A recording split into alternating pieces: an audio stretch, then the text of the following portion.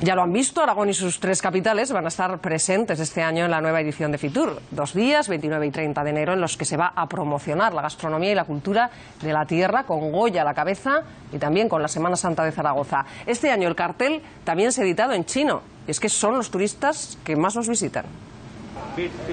Son de los turistas que más se ven a diario en Zaragoza. En 2014 visitaron la capital aragonesa 28.000 chinos y muchos de ellos lo hicieron en Semana Santa. Por eso el cartel de este año y también los folletos informativos les han tenido en cuenta. Todos se han editado en chino para que no se les escape nada. Los chinos, entre otras cosas, buscan estos espacios culturales, sobre todo buscan la cultura como prioridad y de recogimiento.